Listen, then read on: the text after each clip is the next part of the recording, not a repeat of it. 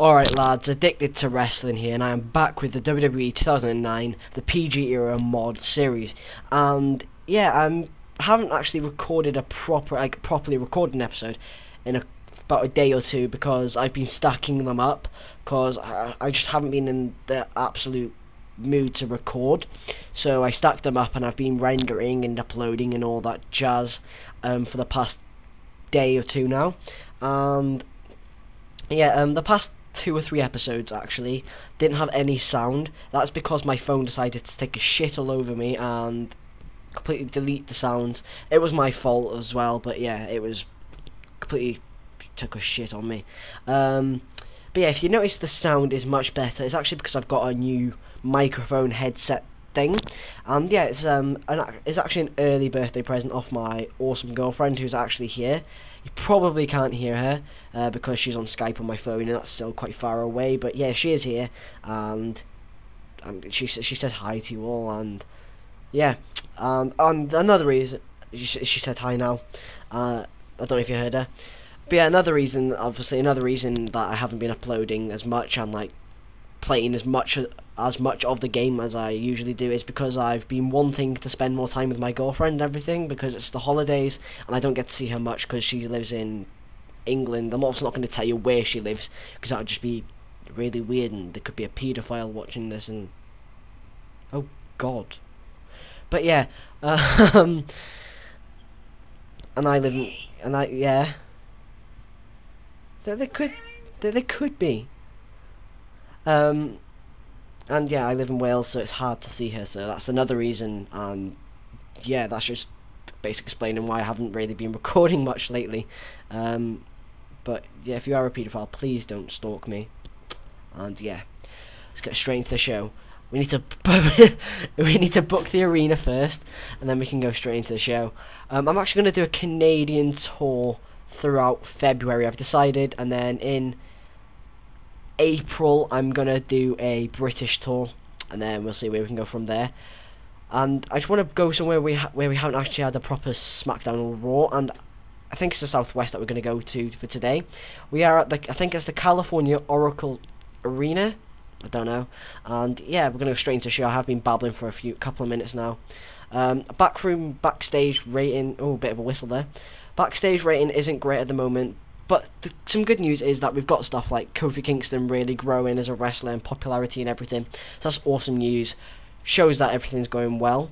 For some reason our Divas Championship storyline is absolutely shocking.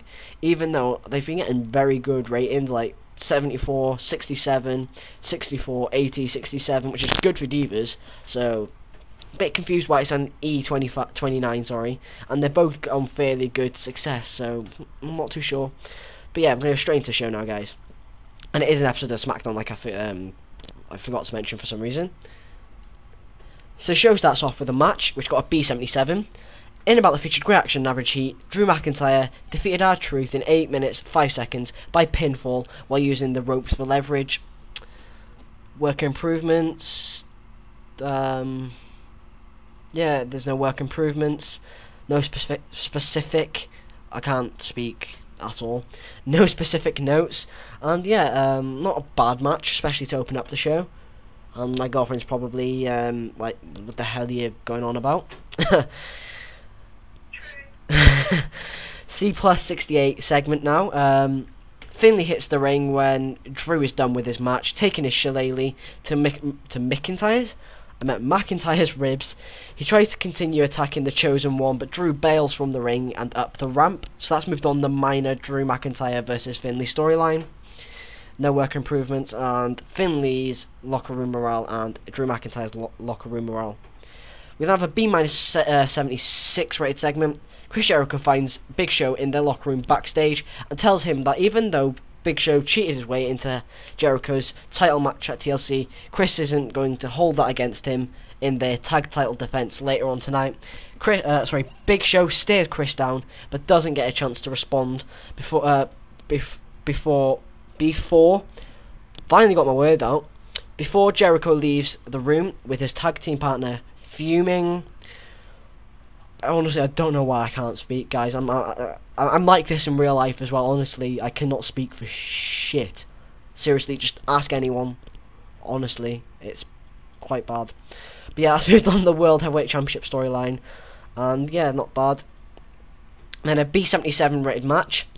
In about the featured great action and a good crowd, Rey Mysterio defeated Luke Gallows in 7 minutes, 33 seconds by pinfall with a drop in the dime 619.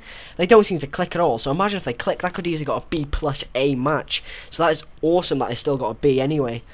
Rey Mysterio's improving in performance skills, and yeah, not a bad match. We then have a C-57. Bray Wyatt's face appears on the Titantron, and Matt Striker starts to interview him from the announce desk. He asks Bray what his intentions are in the WWE, and Wyatt laughs. He says that he's here to cause chaos and expand his family. When Striker asks what he means by his family, Bray says that his family isn't connected by blood. He says anyone can be a Wyatt. All they have to do is follow the buzzards. He ends the segment by saying, "In fact, my family is already here." The camera cuts to Ray in the ring, watching the interview on the Titantron as two men come into the ring behind him and attack him from behind. They assault Ray mercilessly and beat him down into the mat, with one holding him up while the other hits the ropes and curb stomps him in the face into the mat. They roll Ray out of the ring and carry his body up the ramp. So yeah, that's Dean Ambrose and Seth Rollins, or Rollins, wherever the hell you want to call them these days. They're actually known as Dean Wyatt and Seth Wyatt. Dean Wyatt debuted a degenerate gimmick, got an 85. I couldn't change it because it was too soon. Seth Wyatt debuted a emo gimmick, got an 81. I couldn't change that either because it's too soon. We have turned Seth, and it was a complete disaster, but I don't really know what the difference is. They might have one fuck of a hit on his momentum, but hopefully with a few good matches and segments we can work that way up. But I had to turn him because he was a face when he came into the company. Dean Wyatt looked lost out there, but Rey Mysterio came out looking excellent, and that's, well, hinted at a Seth Wyatt turn. 57 C-. Not a great segment, but it's getting the younger guys on the roster now. Mickie James takes a microphone in the ring and tells the audience that she's decided to take a Women's Championship opportunity at TLC. Mickie James versus Lay Cool storylines advance for this segment. I did forget to show you guys that, which I didn't even do for Raw. But we can, SmackDown even, but we can start that again on Raw. Pre-books, we could pre-book that. It's going to be a... Can you see Divas anywhere? Diva, no, not Dumpster.